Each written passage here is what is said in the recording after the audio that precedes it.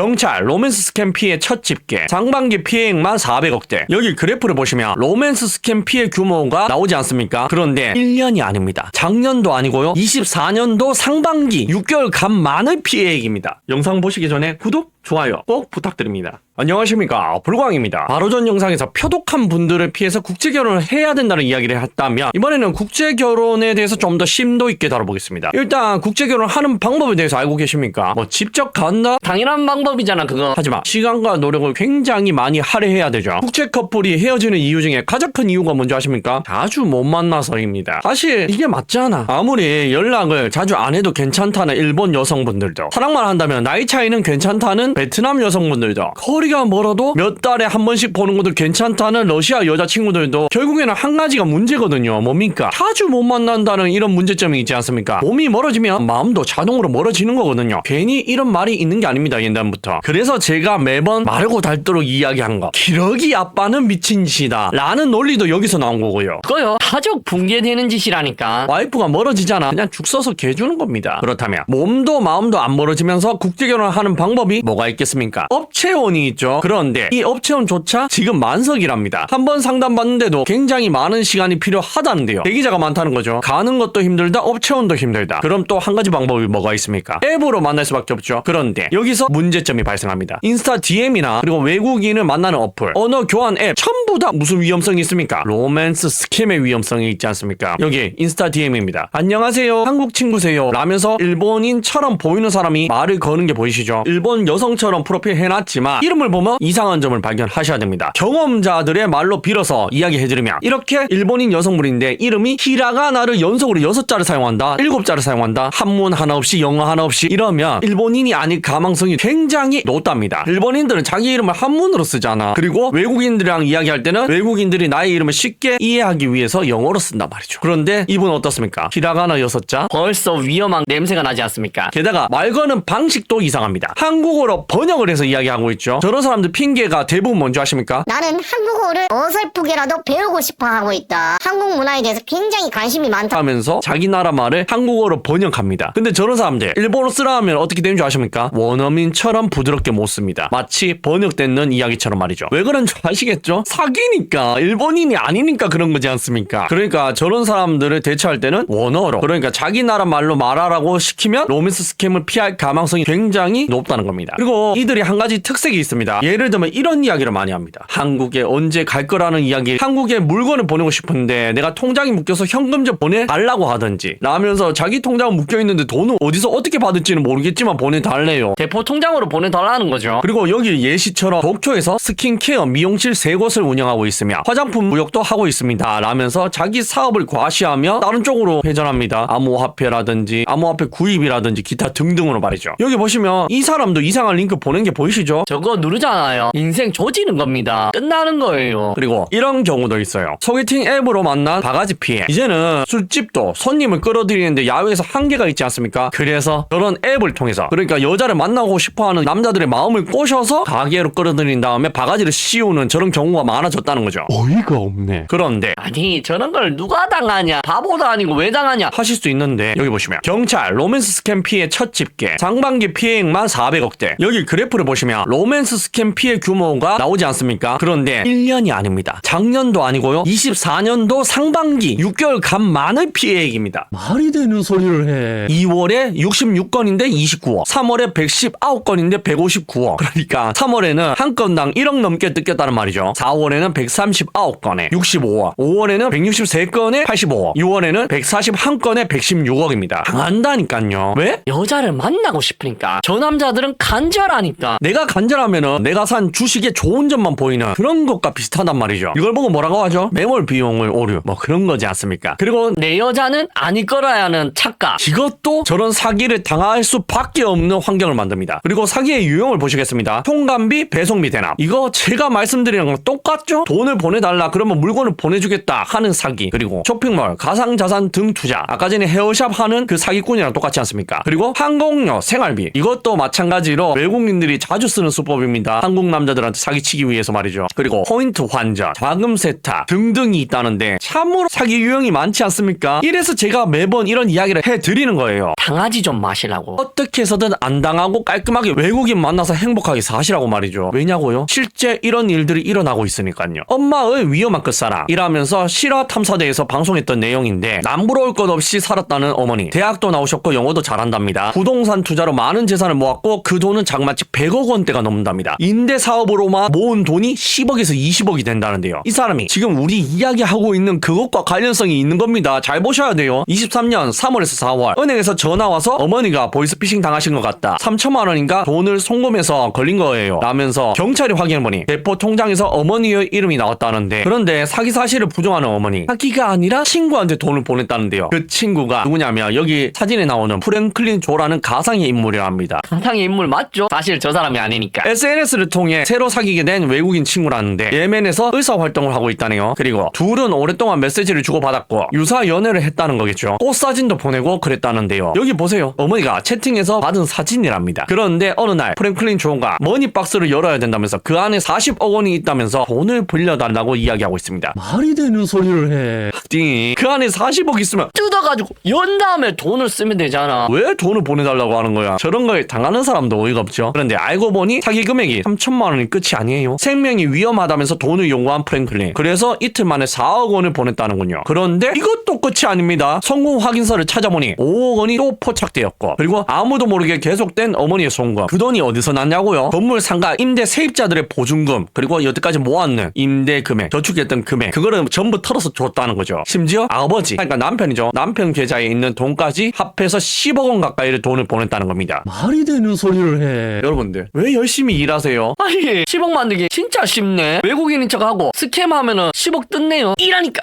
외국인들이 사기만 치려고 하지. 그리고 여기 인터뷰 내용을 보십시오. 아들이 묻자 글쎄 조만간에 올 것 같아. 어디로 오냐니까 우리 집으로 와 랍니다. 그러면서 둘이 대화한 메시지를 보여주는데 머니 상자 패키징을 작업하는 중이랍니다. 문자 보낸 내용이 보이시죠? 그리고 어머니가 하는 말, 지금 다른 짐도 있고 그래서 다른 데 보낼 거 있고 그래서 바빠서 지금 못 온답니다. 정신을 못 차리고 있어. 바빠서 못 오는 게 아니라 영원히 안 와요 이 사람아. 아우 답답해 죽겠네. 답답해 죽겠어. 그리고 어머니가 아들에게 프랭클린이 나를 만나기 위해서 왔는데 관세청에 감금되어 있다고 말합니다. 그래서 아들이 어머니와 함께 관세청으로 향합니다. 그런데 관세청 직원이 하는 말, 여기는 관세청이고 감옥 같은 건 없어요 어머니. 감금할 때 그런데도 아니다 라면서 어머니를 설득하고 있는 게 보이십니까? 그래서 하고 싶은 말이 뭐냐고요. 저렇게 투자로 돈도 벌고 입신에 양명을 하신 분들조차 전화할 때가 되면 판단이 흐려진다는 겁니다. 뭐 저런 게 아니더라도 아까 이야기해드렸잖아요. 여자를 만나는 앱에서 바가지 씌이는 것도 이야기해드리지 않았습니까? 그런 간단한 사기 정도 언제든지 당할 수 있다니까요. 이게 현실이에요. 그들은 우리의 간절함을 가지고 놀면서 이용하면서 돈을 버니까 말이죠. 그리고 평소에 이성적인 사람들도 그때가 되면 판단력이 흐려집니다. 왜? 사랑이 너무 고프니까. 여기 보십시오. 아버지가 묻습니다. 13억 원을 네 애인에게 왜 보냈어? 아무리 사랑해도 한두 푼도 아니고 13억을 왜 보내? 라고 하니 어머니가 하는 말, 안 보냈어. 이제 안 보낼 거예요. 라는 말이 보이십니까? 저거 진짜로 안 보낼 것 같습니까? 연락이 또 오잖아요. 보냅니다. 왜? 지금 사랑에 미쳐 있으니까. 어차피 내가 앞으로 살 날 얼마 안 남았는데 그까지 돈? 뭐가 소용이냐 이런 거죠. 사실 자기 혼자 사랑하는 것일 뿐이지 저 사람은 우리를 그냥 이용하고 있지 않습니까? 이거 어디서 많이 본 장면이죠. 어디서 봤습니까? 세제 냄새 나는 남자들의 스토리에서 저런 이야기를 많이 보시지 않았습니까? 나만 사랑한다고 착각해서 결혼해서 도축당하는 그 남자들 이야기 말이죠. 여러분들 국제결혼이나 국내혼이나 위험성이 있는 건 똑같아요. 물론 국제결혼이 위험도가 좀 낮다는 거죠. 결국에는 뭐 때문에 하는 겁니까? 내가 더 행복하려고 하는 거잖아. 그래서 그 행복한 길 가로막히지 마시라고, 이런 로맨스 스캠 사기에 당하지 마시라고 제가 한 번 더 이런 내용을 다뤄봤습니다. 꿈속에서 깨어날 시간입니다. 레드썬. 시청해주셔서 감사합니다.